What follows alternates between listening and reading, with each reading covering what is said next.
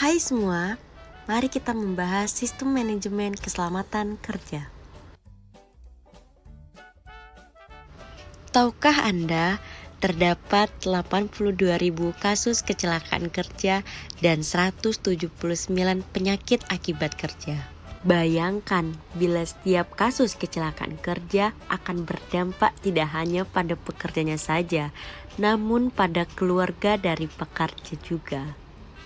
Inilah mengapa keselamatan dan kesehatan kerja bukan hanya sekedar teori atau syarat pemenuhan regulasi, atau untuk kebutuhan tender saja.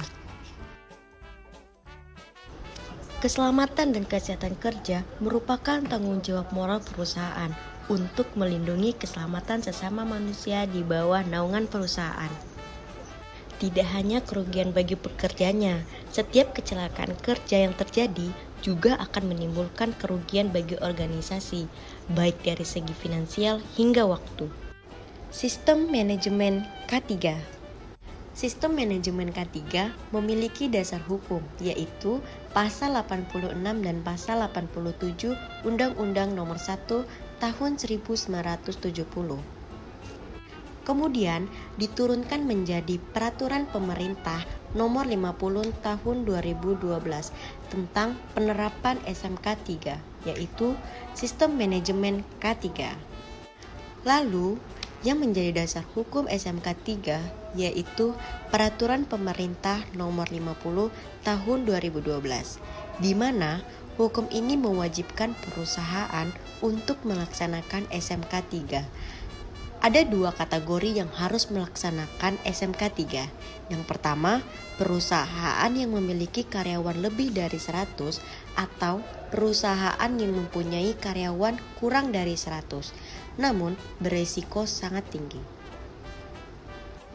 Pasal 87 berbunyi setiap perusahaan wajib menerapkan SMK 3 yang terintegrasi dengan sistem manajemen perusahaan, dan ketentuan tersebut diatur oleh peraturan pemerintah.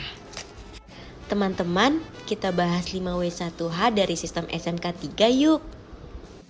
Yang pertama, when. Kapan sih SMK 3 berkembang? Kita lihat diagram berikut ya. Pada tahun 1970 sudah dilaksanakan sesuai Undang-Undang tahun 1970 secara eksplisit. 1996, sistem manajemen K3 dikeluarkan melalui Permenaker Nomor 5 Strip 1996.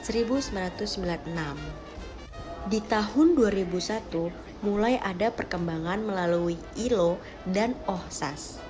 Jadi, SMK 3 ini merupakan perkembangan dari OHSAS tersebut. Kemudian, pada tahun 2003, sistem manajemen K3 ditegaskan kembali dalam Undang-Undang 13 tahun 2003 pada pasal 87.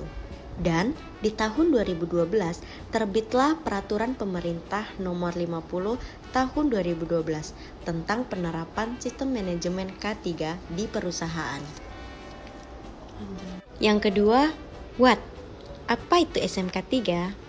Sistem manajemen K3 adalah bagian dari sistem manajemen perusahaan secara keseluruhan dalam rangka pengendalian risiko yang berkaitan dengan kegiatan kerja guna terciptanya tempat kerja yang aman, efisien, dan produktif. Yang ketiga, why? Apa sih tujuan penerapan SMK 3?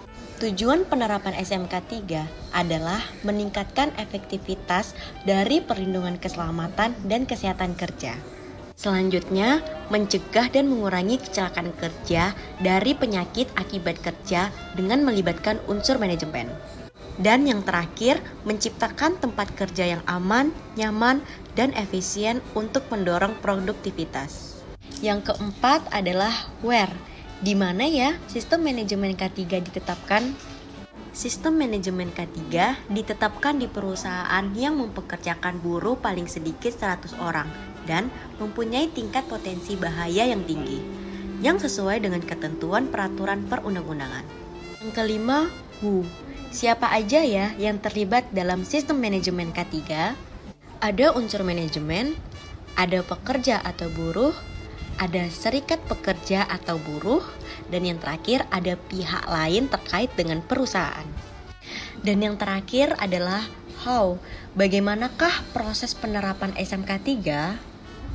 Proses penerapan sistem manajemen K3 dimulai dari penetapan kebijakan K3, lalu melakukan perencanaan K3.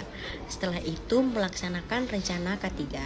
Selanjutnya melakukan pemantauan dan evaluasi kinerja K3. Dan yang terakhir adalah melakukan peninjauan dan peningkatan kinerja K3. Pertama, kita akan membahas penetapan kebijakan K3. Penetapan kebijakan K3 akan disusun terlebih dahulu. Dalam menyusun kebijakan K3 itu melalui tinjauan awal kondisi K3 dan melakukan konsultasi pengurus dan wakil pekerja.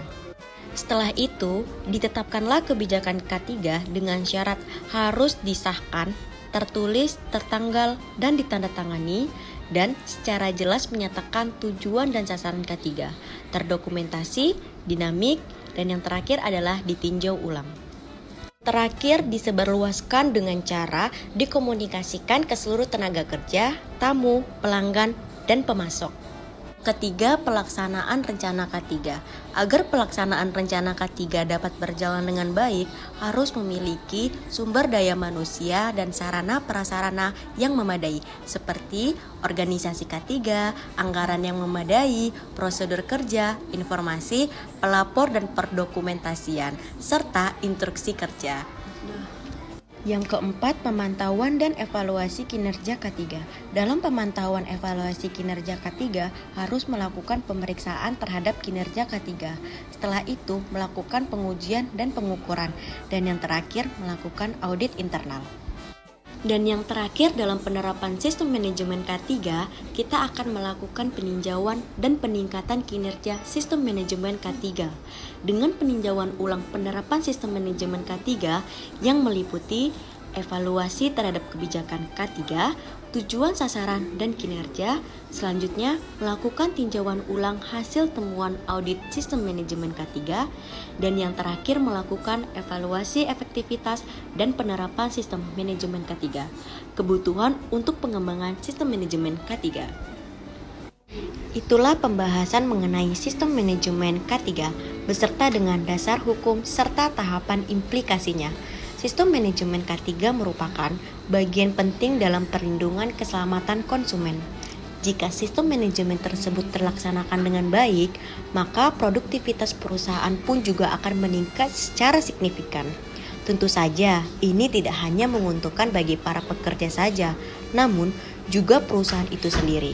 Sistem manajemen K3 ini juga sudah mempunyai payung hukum, sehingga perusahaan wajib menerapkannya di lingkungan kerja mereka.